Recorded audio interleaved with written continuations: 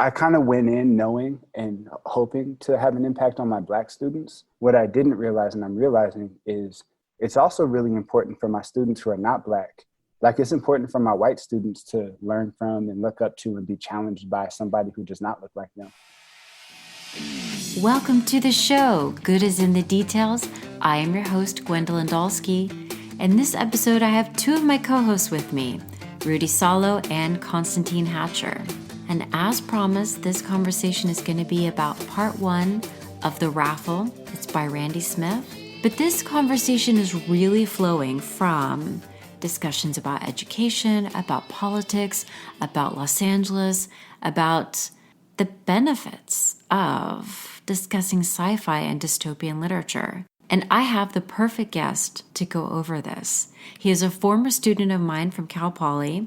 He went into politics, then Teach for America, and he is now an English teacher in LA, Bryce Brady. Now, if you have any questions about this episode, thoughts, comments, you can email goodisinthedetailspod@gmail.com or get in touch on Instagram, goodisinthedetailspod. Okay, let's talk books. Well, first of all, we should start with introductions. Okay, so Konstantin Hatcher, your Twitter handle? Konstantin Hatch. Okay. and Not creative at all. And Rudy, your Twitter handle? My Twitter handle is Salo Rudy. And should you want to follow me on Instagram, I'm not a great poster, but it's RudySS77. All right, so we've got two of our regular co-hosts, and then we're talking with Bryce Brady. Bryce, you don't do social media, do you? I don't. That is fine.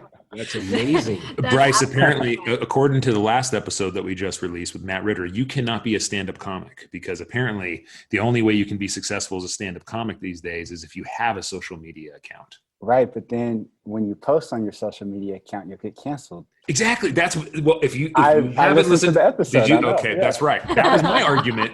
I was like, well, why do people just not have social media? And he was like, no, that doesn't make sense. I was like, okay. Look at this, listening to past episodes, reading the entire 4 parts of the Raffle. Bryce, You're making me look bad right now, Bryce. You're making me look bad. He's actually making Gwen look bad. I haven't had a lot to do the past several months, so that's amazing. Excuse you. All right. Also, Bryce is a former student of mine. I am. Nobody cares. So apparently you trained him well. You can take credit for his overachievement. Well, no, you got to give a little bit of that background. What was the class? What year was it? How did it go? What classes were they? I said, love to hear your perspective of what she's like as a professor. I mean, I'm a lover of history, and that means history of personal relationships too. Yeah, Cal Poly Pomona you still teach there, Gwen, right? Pomona. Mm-hmm. Right? So yeah, I actually transferred from the Air Force Academy. I was there for 2 years and I transferred to Cal Poly. Yeah, and I was eager to just explore what college and life was like outside of the military and the service academy. And I signed up for a philosophy class. I was a political science major. And yeah, just loved the way she challenged me to think about things. And then I also took the engineering ethics. Yeah, too. the engineering and ethics class. And I remember because I signed up for it and you didn't know I had signed up for it and you were surprised to see me because I'm not an engineer. Or I wasn't at Cal Poly, but yeah. Mm-hmm. There's like 3 professors that I've kept in touch with from Cal Poly who I consider friends now. And Gwen is one of those 3. After Cal Poly, you went up to Sacramento. So what was your work there? I did. So like I said, I was a political science major. I actually interned in DC before in Congress and worked there for a short time on Capitol Hill. And then I became a fellow and worked in Jerry Brown's administration, just doing what young 20-somethings do when they work for politicians. You know, you're doing all the research, you're going to all the meetings and just trying to learn as much as you can. So I didn't do, not to say like the work I did wasn't important, but I don't want to make it sound like I'm more important than I was. I was just doing whatever was asked of me and really just learning. When you were in Congress, did you work in any particular field or area? Was it like energy or education or infrastructure?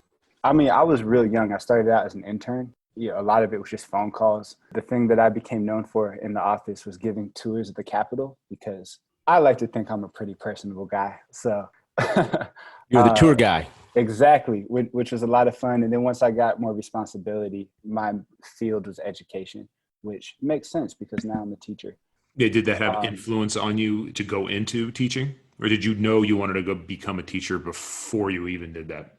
My path to teaching was a little different. So fast forward to when I worked in Sacramento in the Brown administration, one of the things I started to spend a lot of my time doing and was asked to do was working with AmeriCorps grants and how the state administered AmeriCorps grants to different organizations throughout the state. An AmeriCorps program, one of the AmeriCorps programs is Teach for America. And I signed up, I applied and was accepted to TFA after Donald Trump was elected. So it was really, it was Donald Trump's election that kind of motivated me to become a teacher, along with just reflection about my own experience, never having somebody that looked like me as a teacher, you know, all those types of things. And yeah, so that's how I became a teacher. Gwen knows about this and y'all don't.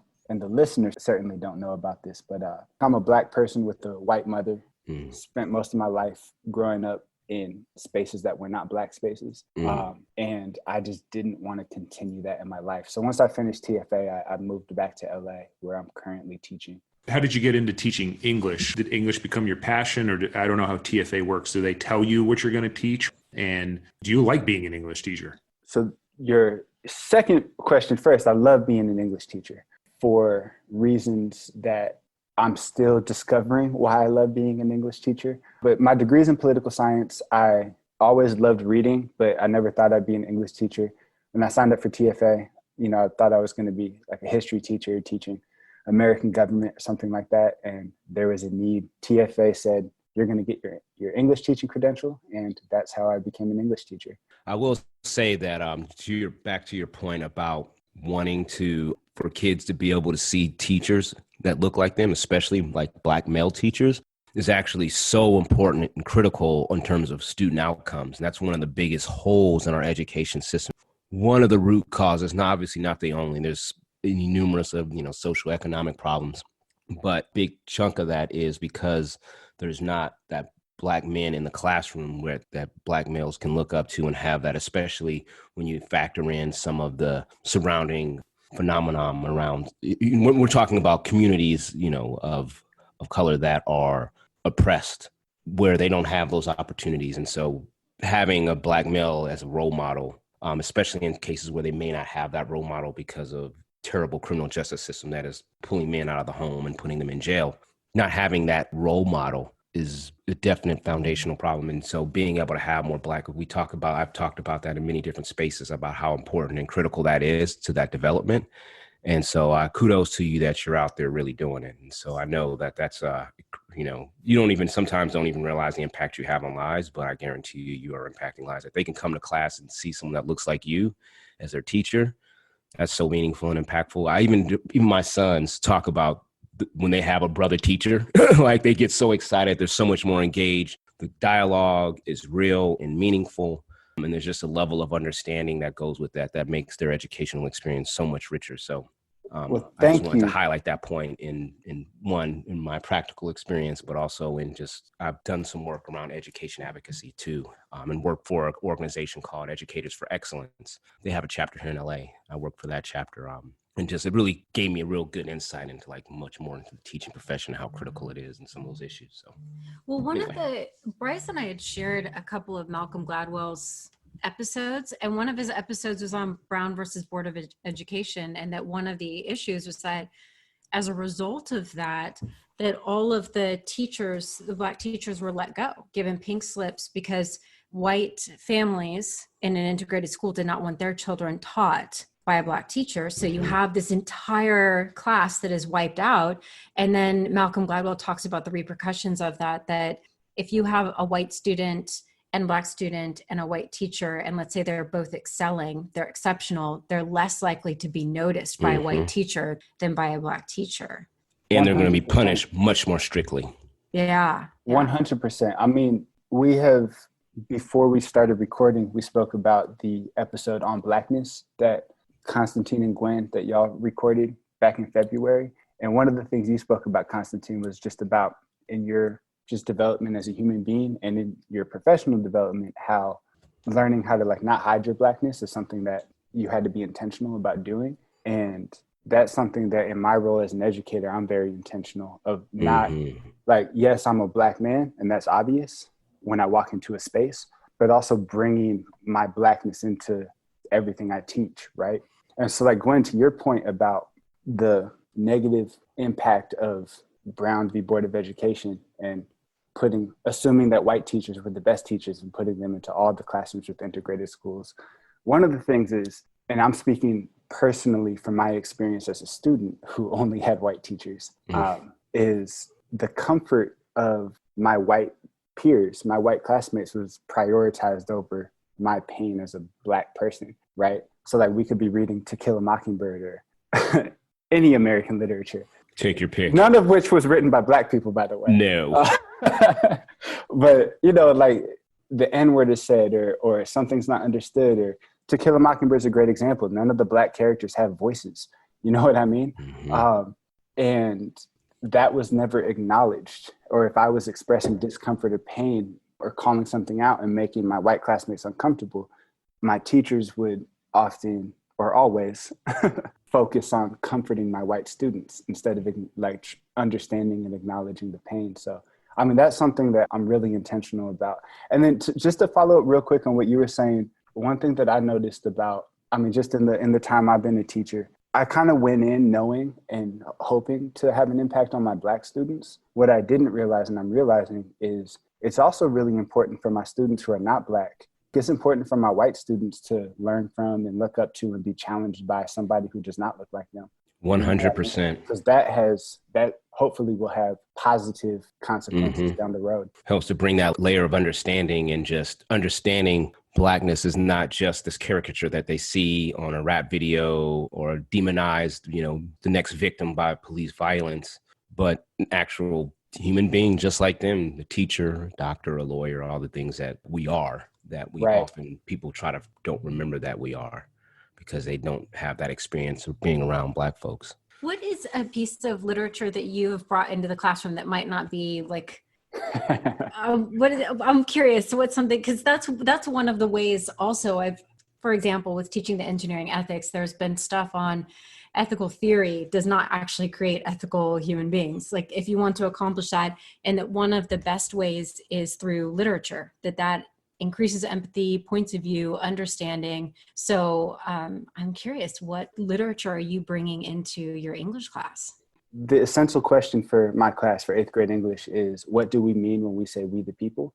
And we just spend the entire year exploring literature that asks that question. Because what I pose to my students, like I open up with, it's not original anymore, but it was original when I started doing it, or maybe not. But I open up with that poem "I Too" and by Langston Hughes, right? I am the darker brother, and then I won't recite the whole poem, but he ends with saying, "I too am America," right? Like, tomorrow I'll be at the table when company comes, and nobody will dare say to me, "Go eat in the kitchen then." And what I tell my students is, so much of American literature are American citizens who weren't initially considered in that we when the preamble was written, and it's them telling their stories and demanding that their humanity be acknowledged, and saying that, you know, I too am American.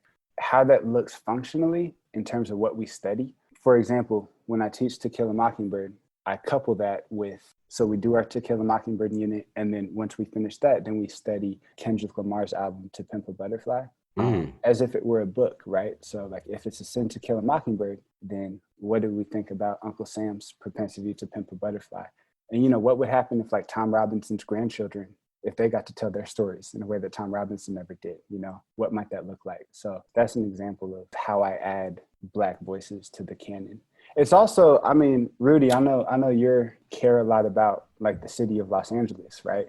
And I do, very much so. Teaching in Los Angeles, I think it's valuable to so much of Kendrick Lamar, what he talks about in his music. It's not just what it means to be Black in America, but what it means to be a Black Angelino. Yeah, you know what I mean? It's critical. It's a Los Angeles is its own world. And I know people throughout the country hate that we think we're that special and we think we're so important, but guess what? We are. Right. This is Yes.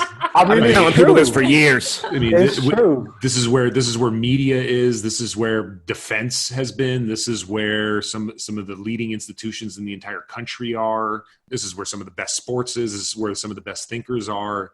Sorry, New Yorkers. In fact, one of the reasons why I really enjoyed the Raffle, which I know we'll talk about in a second, is because one of the underlying premises is if you read the postscript to that book, what the author, Randy Smith, says is, this is my ode to Los Angeles. And basically what I was trying to explain to the world is, if Los Angeles ever went off of the map, off of existence, and everything got shut down, I think that the world will become this extremely dark, scary place. Lo and behold, the world is becoming this dark and scary place without the fall of Los Angeles. So I can only imagine how much darker the world would be should we ever lose Los Angeles. But that was one of the underlying premises of the book. Los Angeles is such a weird conundrum in that you have the best and the worst in the same space. You know, you have this incredible racial tension that is glossed over by the glitz and glamour of Hollywood, that people don't even realize. People that aren't from here, that come here, don't even really know just how the city, how segregated and how the issues and troubles of the city. They don't know until they get here. And they think, oh, and they just stay in like, you know, Hollywood and, you know, Silver Lake and Santa Monica. Like, oh, LA's great. Oh. And then once they go south of the 10 or south of the 105, around the 105, they're like, oh, this is also LA, this third world country that people are living in. In part one of the Raffle, it's trying to expose the realities of LA about actually how segregated it is. Mm-hmm. Why do we have all these communities of African Americans living here? Why do we have these Asian Americans here? Why do we have the Latinos here? And why do we have the whites all around here? Los Angeles is still segregated. It's a lot more intermixed than it used to be, I suppose, but it's still very, very, very segregated in a lot of ways. Put aside the Hollywood glitz and glam that tried to pull the shade over everybody, there are still problems in LA. That said, I'm still passionate about LA. I love it. You know, my parents were immigrants. My dad had nothing, didn't speak English when he came here. I started working in a mailroom and wound up working at the same corporation 52 years later as the CEO of a hospital. My uncles all came here. They all married. They all intermixed. They married Koreans. They married Mexicans. They married Chinese, Hawaiians. And my whole family is just this big racial mix. It's like a big melting pot. And I love it. And that's because of LA, because when they moved to downtown and when the immigration opened up in the 60s, all these people throughout the world met each other and they, you know, made love and had babies and created a bunch of Salos to kind of take over the world. And that's because of LA. That's a great part of LA. And it's still got its problems, but I still think it's the most important city in the world. Well, moving on to the Raffle, I'm going to ask our English teacher, Bryce, here. What do you think is the value of dystopian fiction just in general? Like I think of 1984, The Handmaid's Tale, The Giver, Brave New World. Yeah. What in your mind is one of the values of dystopian fiction? Like, why do we teach it? So there's dystopian fiction. I want to take a step back first and just say science fiction. Like I remember when I was a student in your class, you talked about Frankenstein and just the importance of the first work of science fiction was a woman. She's using the story that she's writing to talk about her experience of being a woman in a society that doesn't value women. Yet you have to think about that as you're reading the book to really understand what she's saying. So as far as dystopian fiction goes, I think it's a way for the value is it gives us as the reader a way to think about the ills of society, but it gives us some distance. We don't get too attached. We don't get too scared. We don't get too defensive. If you can think about a future where all of these things are played out to their logical conclusion, all these injustices that currently exist in our society, if you play that out to its logical conclusion, what would society look like, right? And then once you really think about it, you're like, oh, but this is already happening. I think a great example, it's in the title, is the Netflix series Black Mirror. Dystopian fiction, it just like, it holds up the worst. It shows the worst reflection of our true selves as a society. And that's what dystopian fiction as its best does. And I just have to name, like, the fact that Black is always associated with bad is a problem, even coming from the mouth of a Black teacher. nonetheless, my point holds true. What's interesting with Black Mirror, and I don't know if you read, because I know I remember that you knew that I liked Dave Eggers, but his book, The Circle. Oh yeah, Black Mirror. Did you read The Circle? I did. I even saw the movie. Oh, that was brave. You know. It was apparently not good. But what was interesting about The Circle and also with Black Mirror is that they're dystopians, but the difference is that it's not the government taking over. It is technology and a corporation taking over. Yeah. So The Circle is a great example of, it gives us some distance. It looks enough like our society. If Google and Facebook and Amazon and Alibaba all merged, then that's what The Circle would be. And we could kind of imagine that future, but it gives us distance. But then, like living through this current pandemic, and we see when so many public institutions are failing us, what is society relying on? We're relying on Amazon, and we're conducting business through Apple products, and we're using Google services. You know what I mean? And it's like when private corporations start performing the role of government, that exporting a lot of power to these corporations. And Right. The circle explores the consequences of that, right? We don't really think about it in the moment because we're getting our jobs done. Like I have to teach my classes. People need to get their toilet paper.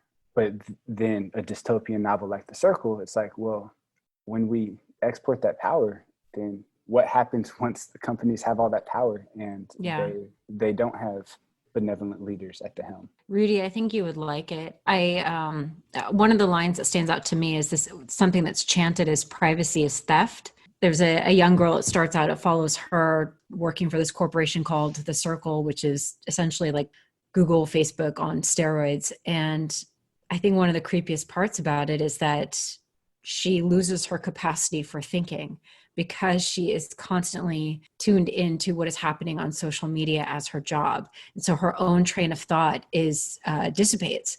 And at one point she tries to get away to go kayaking and for a weekend. And then she comes back and her boss calls her into the office and says, so I heard you went kayaking. And she said, yes. And he said, you didn't take any photos or post it. Don't you think that was wrong? There's kayaking groups here. Wouldn't they have liked to see your photos? What if somebody can't go kayaking? You deprived them of the photos of kayaking.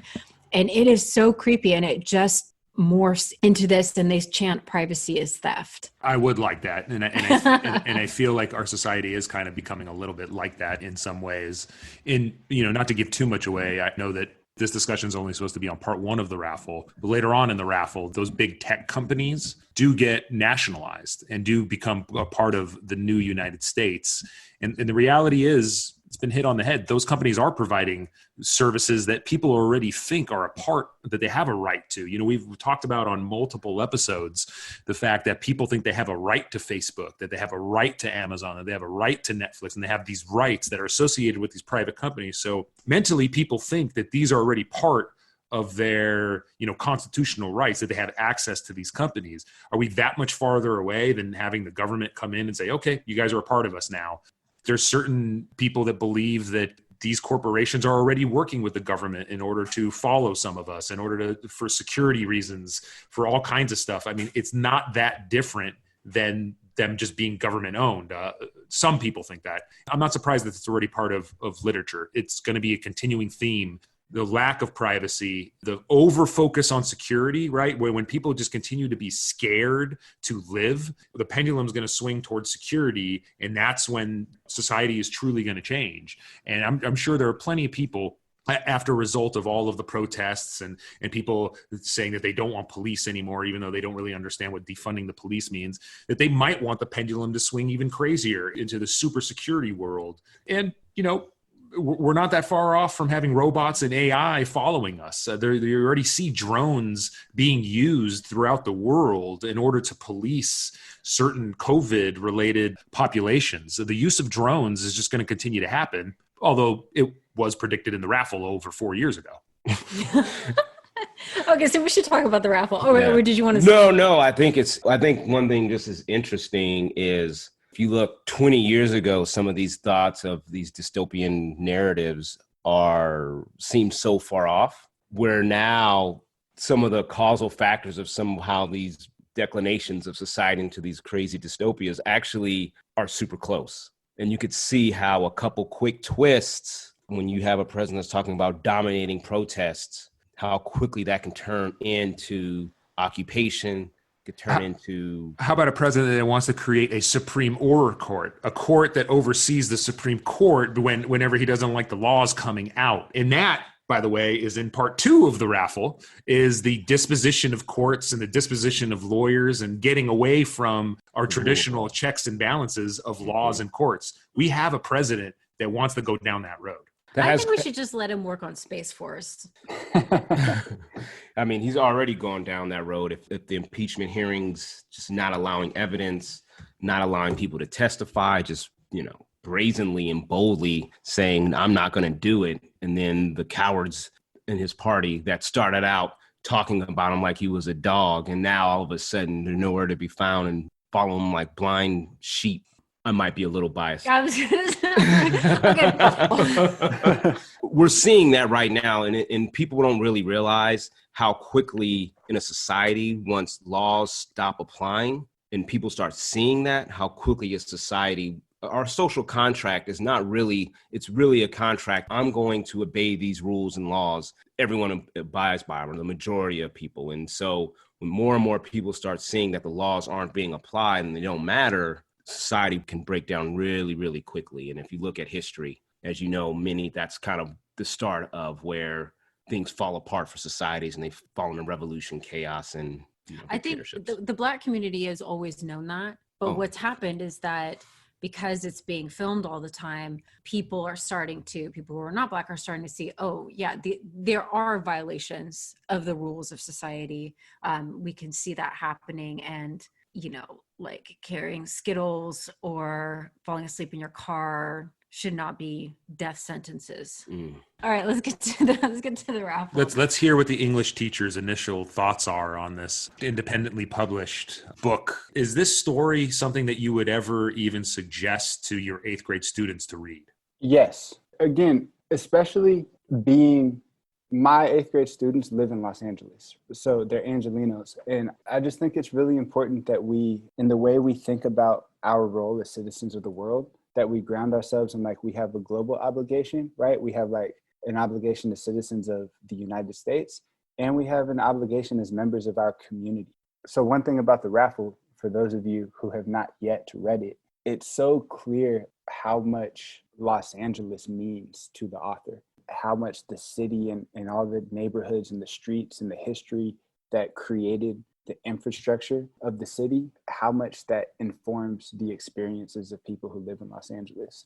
And it's very easy when you live in LA to only think about your pocket of LA, right? I would suggest that my students read it. There's other reasons too, but number one, because it really gives you perspective on our city as Angelenos, you know what I mean? And how, depending upon who you are, how you are racialized, everything that informs your identity, your experience in the city is very different than other people's experience. And that, just point one, I would absolutely recommend it. I think one of the things about dystopian fictions is that when they put you in this thought experiment of removing something that we may have taken for granted, normally it's a type of freedom. And with the raffle, what is removed is the beauty of a diverse culture. And I made a note that what happens in the raffle is that there is MV16, which is described as an emotional nuclear bomb.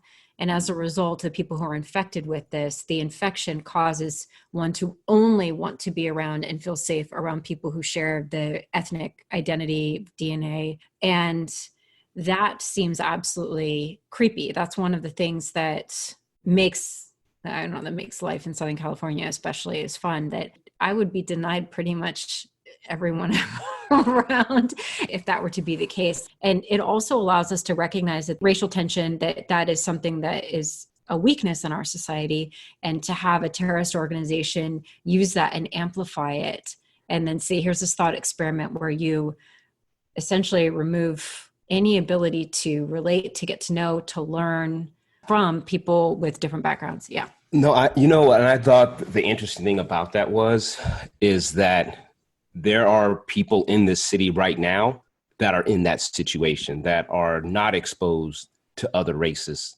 or definitely not positively exposed to other races in their circle. It really just cemented what's already happening here. And the other part of it, and I don't know if I'm giving away too much of, but I guess it's the beginning. So the parts of LA which are most multicultural are actually the parts that were destroyed. And so you're left with this, you pull out kind of the best of LA, and now you're left with all the shit that has been perpetrated over the last several decades in the city, particularly a lot of due to, like, say, racist housing policy and other practice, which is a whole nother conversation. But I thought that the interesting thing was that this is actually, it's not even saying this could happen. Like, this shit is already happening. It's just now on hyper level 10. Mm-hmm. One thing that I really, as a thought experiment that was really cool, and Gwen and Konstantin, y'all just helped me complete my thought as I was reading it, was this idea just in the story that America tells about itself. And in so much of American literature, this idea of like California and West being a place of progress and opportunity and all these things. And that is true until those initial, at the foundation of LA in the Raffle, right? When the things that make LA so great, when those are removed, then all of that rot that is the foundation of American society exists and it perpetuates, right? And it's like, I mean, that's informed by like real history. Mm-hmm. Compton is Black. It used to be a white agricultural town. And then Black people started moving in the 50s, and then white flight happened. And then Gwen, like way back to your point about the value of dystopian fiction, is taking this idea of biological warfare and just exposing what already exists in like the American psyche and using that for us to destroy ourselves. We're just one level removed from that. And you could take this like LA, which is, people from LA don't think that we are like the rest of America. We think we're progressive and, we're multicultural and all that. And it's like, actually, like it's just one layer. And then we're just like the rest of American history. We're Ferguson, we're Brooklyn and the Bronx, we're Philly, we're Miami and Hialeah, where it's the same across the country. We're the south side of Chicago, all these places. So just kind of flipping that idea of California and LA and what the opportunity that the West represents, flipping that on its head is kind of counter to like everything Steinbeck wrote about, or that E.O. Doctorow wrote about in Ragtime, when Kohlhaas and Sarah want to go west because that's, they want to drive in their Model T and head west because that's where justice will be had. But it's like, no, now LA is the root of the original sin of this country. It was cool. It got me thinking. The interesting thing about the book is if you read the whole thing, and if you ever get to the postscript and you read where the author was coming from with respect to the election of Donald Trump in 2016 in the book, he says he thought it would take some. He admits his ignorance. He admits the rose-colored glasses over his eyes and says, I thought it would take something as major as the destruction of Southern California, a major terrorist strike, something that tears at the fabric of the United States, in order for the United States to elect a person like Donald Trump. And boy, was I wrong. Boy, was I dumb, because the book was released way before the election of Donald Trump. And, not giving away too much of it, Donald Trump gets elected in this book. But I like the fact that the author admits his ignorance of how bad things were in the rest of the country, of how Donald Trump was able to unite and win and overcome, notwithstanding there was no major terrorist strike in order to get Donald Trump elected. I don't know if you guys had a reaction to that as well. I think that is interesting, right? And I think it's along the same lines as people that thought going into 2016 election that there's no chance that he could win, right? And there were some people that were more sober, and I was super hopeful, but I also understood from a political standpoint how the pendulum swings. And we just had 8 years of a first Black president. And there's a lot of, and just knowing America in that way, what the ugliness that America, I don't think any Black folks were disillusioned about the possibility of a Donald Trump, because we've experienced that in our everyday lives. We experienced that ugliness of America that most people don't even realize is there. They say, oh no, it's an individual, it's a bad actor. When people that are experiencing understand it's the systems. And so when you have systems of racism, of xenophobia, of, all the different demonizing, scapegoating, one, if you're a student of history, you've seen it before. But two, all that is here in the United States. And so I don't think there was any, for those that were paying attention, I don't think it was surprising at all. Also, similarly, I don't think I called it on election night and I said, his win, if he wins, it's going to be terrible. And it's going to be decades in some places for us to recover, like things like the Supreme Court and the judges and things like that, some of these laws. But also this could be the shake and the slap that America needs to wake it up. You need to expose it. People need to see, people need to do that shock. And Donald Trump is just the guy that is so bombastic. And, it would, like, say, for example, if Mike Pence president, he would be smoother. He would know how to navigate the system, to slide the bullshit in without people being able to raise a ruckus. I think Donald Trump and his lack of political acumen and his lack of caring and his, maniacal narcissism. Yes. His maniacal narcissism. He just can't do it in a smooth way to like use the same tools that people have been using to perpetuate these types of policies and the systems. And so I thought that this actually end up, even though it's going to be painful, we could end up in a better place coming out of it, as weird as that sounds. From your mouth to God's ears, because if you read on in the Raffle, it takes a completely different, darker place because of the over focus on security and the over focus on the shutting down of the borders, the xenophobia, the racism, the religious fundamentalism that just comes into play there. I'm hopeful like you, like, hey, this is what we needed. Our country needed this. Even if he gets elected again in 2020, which if you ask me now, he probably will. I know that sounds terrible, but that's just kind of the way I feel. Eventually, the bad blood should be gotten out because this just needs to happen. I see what your point is, Konstantin. So I remember as a student in your class reading about Aristotle. And I know Aristotle is super problematic in a lot of ways. But that idea of like the good life, that's good is in the details. It's the title of this podcast. But so just as individuals who have to engage or who have a responsibility to engage in society, like when we read dystopian fiction like The Raffle and when we observe what's happening in the world, what role, in your opinion, does philosophy play in like kind of reconciling those things into how we exist and how we act on what we see? Yeah, you're right. As far as Aristotle's got these problems, but I think one of the things, or why I continue to teach him, is that I like his notion of the good life. I like the way that the ancient Greeks talk about it, that it is this pursuit of excellence. And if you're living well, you're going in that direction and you are flourishing. So to your point, the reason why Aristotle was interested in what does it mean to live life well was because he was interested in how would you build a good community. So if you want to know how a good politics runs, and a politics is a community of men, and I'm not being gender friendly on purpose, but is a community of men, you have to reverse engineer to see, well, what makes a man good? And then when you can figure that out, then you can bring it into the policy. So for example, since Aristotle tells us that to be a good man is somebody who acts in accordance with excellence, and this means expanding the mind, this means flourishing, this means being virtuous, this means caring about justice, being courageous. And when we see that that is what it means to enjoy your life and to live it well, then we can have laws that allow for that flourishing. And any law that doesn't is a bad, quote unquote, bad law.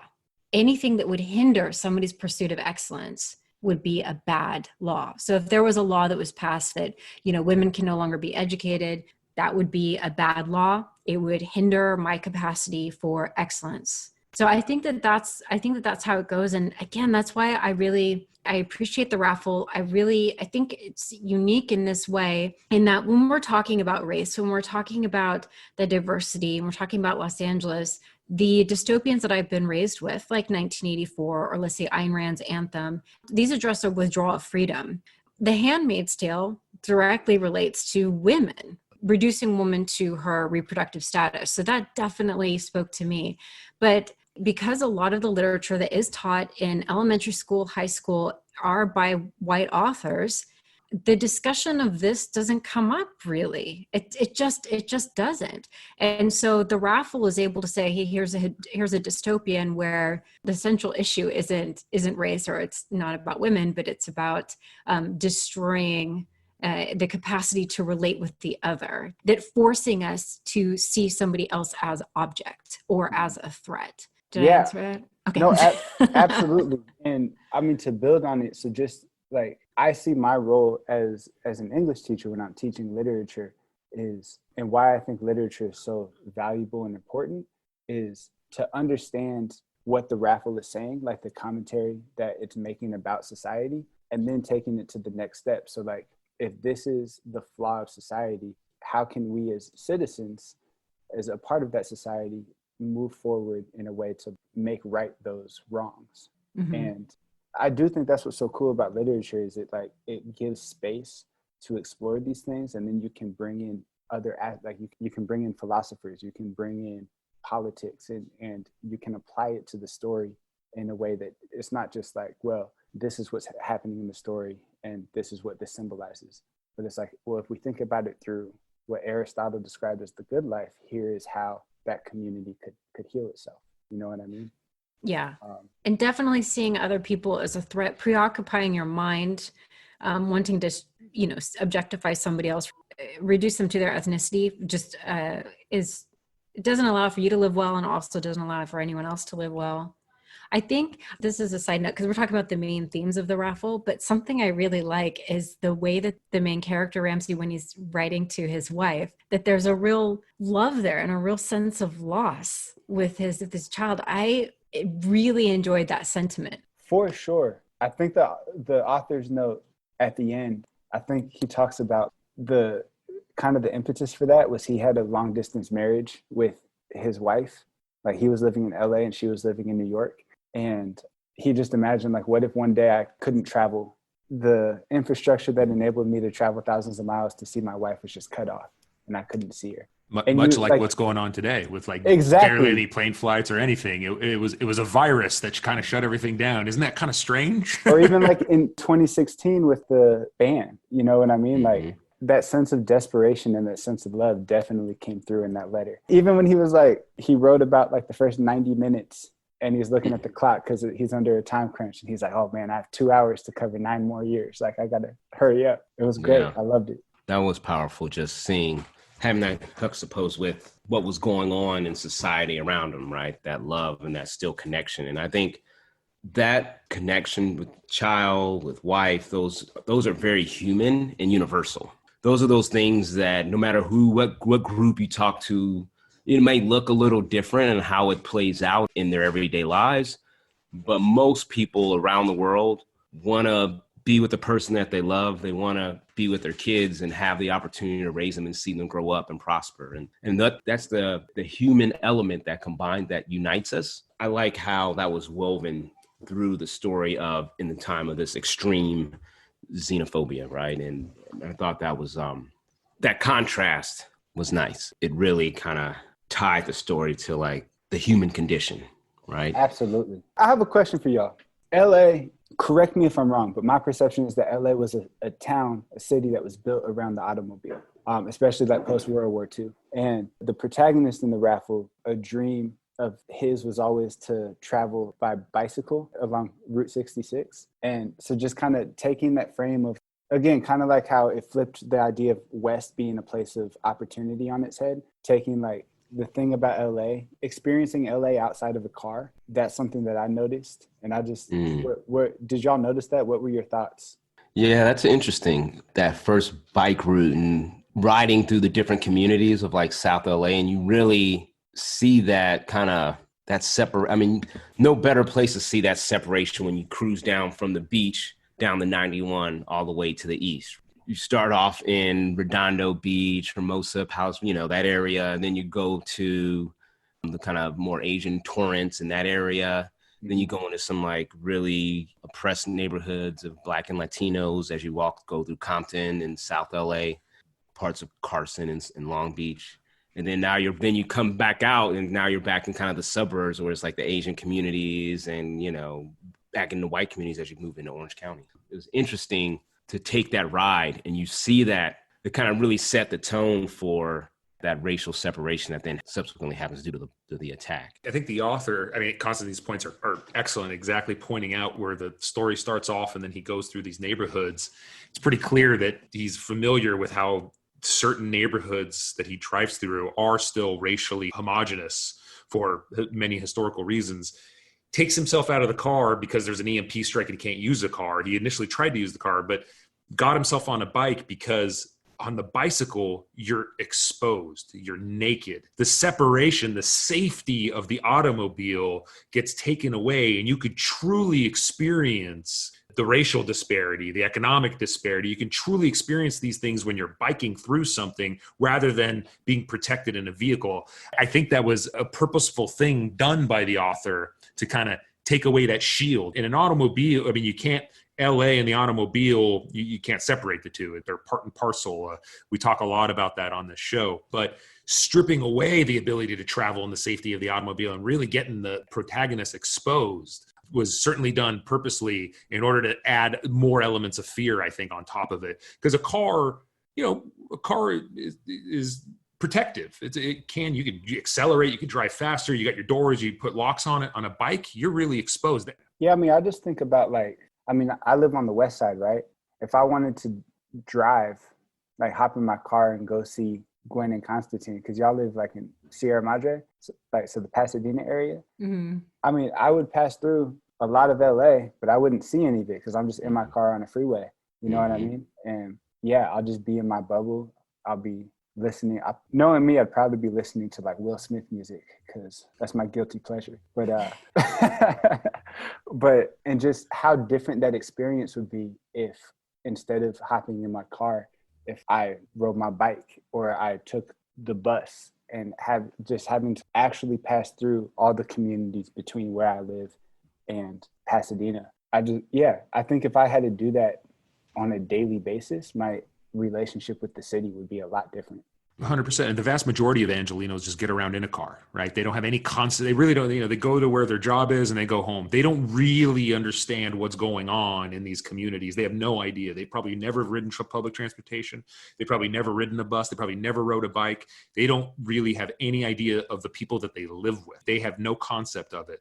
So stripping all that out was very important that the author did that. I think it for the purpose of the story and the exposition and the exposing of the problems of Los Angeles and at that point, societies as a whole, he had to get rid of the car. He had to burst the bubble. He had to destroy that, and it forced his protagonist to go through some parts that most people are not familiar with. Yeah, that idea of the bicycle and, like you said, bursting out of the car, it was a great storytelling device. There was a purpose behind that book. There was, and I think in today's day and age, in today's United States, practically becoming the new United States, I think it's absolutely important to have books out there like the Raffle that are forcing us to face some very difficult and complex questions, not just about white versus black. I'm talking about all the societal and racial ills that are stacked upon in Los Angeles, dealing with Asian racial problems, Latino racial problems, economic disparity, and housing policies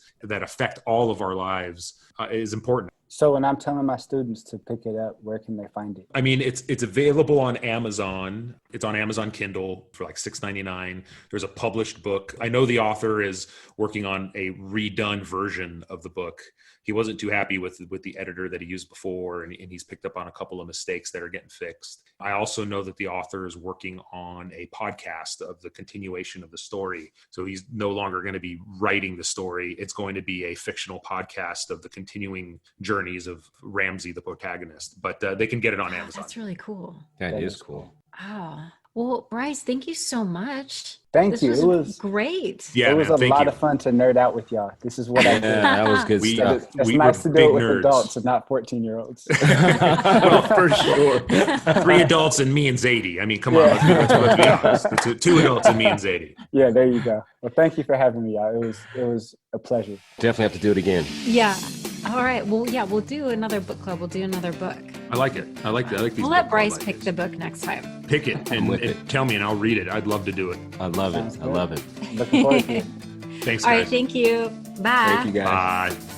Thank you for listening. Thank you, Bryce, for coming on the show. It was really such a great conversation. Thank you to my co-hosts. And if you do check out the Raffle, get in touch with the podcast. We would love to hear from you.